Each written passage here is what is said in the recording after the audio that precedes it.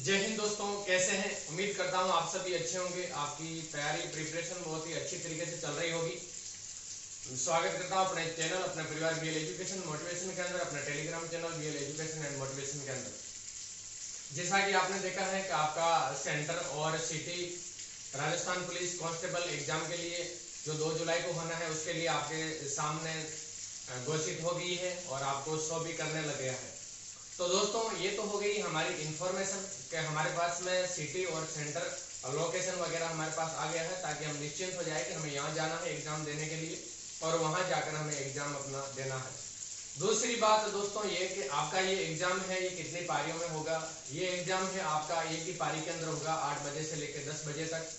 और इसके अंदर आपको 7 बजे से पहले पहले पहुंचने के लिए बोला है। तो मैं आपको पहले की तरह यही बोलूंगा, जो पहले गलती की है, जो अभी पछता रहे हैं, ये गलती आप दोबारा नहीं करें, क्योंकि अब आपको मौका नहीं मिलने वाला है दोबारा।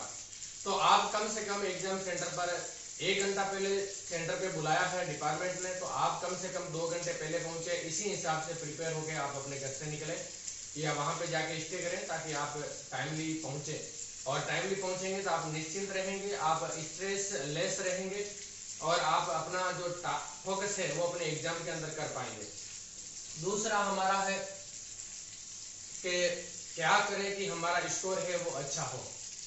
दोस्तों, मैंने शुरू में ही बताया था आप लोगों को कि अब लास्ट समय के अंदर आपको नया कुछ भी न पढ़कर जो पढ़ा हुआ है उसका रिवीजन करना ही बेहतर होगा।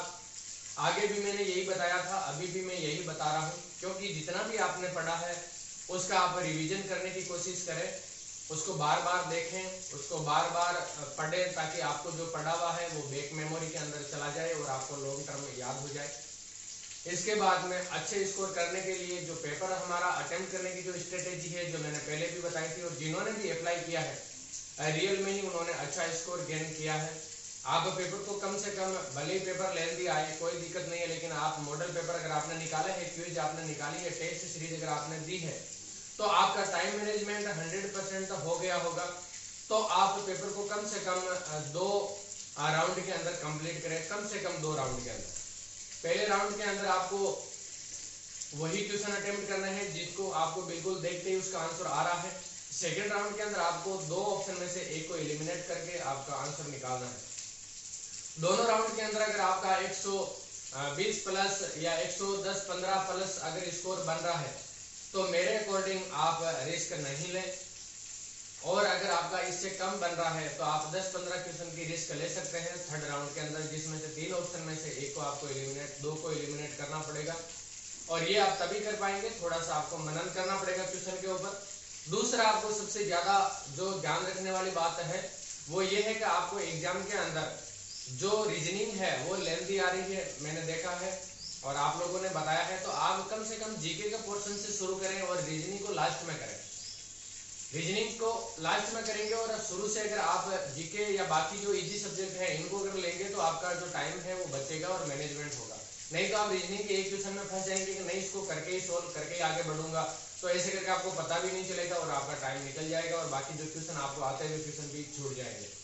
तो सभी को आप ध्यान में रखते हुए अपने पेपर को अटेम्प्ट करना है और अटेम्प्ट करने की जो स्ट्रेटेजी मैंने बताई है ये आप फॉलो करें, अप्लाई करें, 100% आपको इसमें आउटपुट मिलेगा। उसके बाद में पहले की तरह गलती नहीं करें। कौन सी गलती नहीं करना है? क्योंकि बहुत सारे कमेंट करके ये बता रहे थे कि सर हमने एक ओमार सीट है उसके अंदर कुछ लिख दिया है एक्स्ट्रा, हमने जो रोल नंबर भरे थे वो गलत भर दिए हैं, हमने परीक्षा कोड है वो गलत भर दिए हैं। तो ये गलतियां आप बिल्कुल भी नहीं करें, क्योंकि इसमें सुधार का कोई भी गुंजाइश नहीं है, इसमें संशोधन होने की कोई भी संभावना नहीं है। क्योंकि ये ओमार सीट है, ये आपकी कंप्यूटर से चेक होगी, कंप्यूटर उसी चीज को पढ़ता है जो या तो बिल्कुल सही है या बिल्कुल गलत है। तो आपको देखना है, सुनिश्चित करना है कि मैं जो ओमार सीट भरूं उसके अंदर जितनी भी मेरी जो फॉर्मेलिटीज है वो मैं गलत नहीं करूं। उसके बाद में सबसे बड़ी गलती, आप पेपर सोल्व करते समय पेपर सोल्व करने के साथ ही साथ आप ओमार सीट भरते हुए जाए। आप ऐसे नहीं सोच रहे हैं कि मैं पहले पेपर दे लूं उसके बाद में इसमें टिक लगा लूं पेपर में और उसके बाद में ओमार सीट में भरूंगा। नहीं, आपके क्वेश्चन किए हुए क्वेश्चन भी आप नहीं भर पाएंगे और आपके क्वेश्चन छूट जाएंगे और आपका स्कोर है वो नहीं बन पाएगा।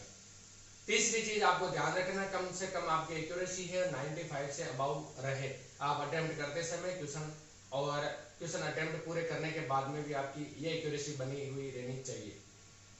120 प्लस सेफ स्कोर लेकर आपको चलना है कम से कम।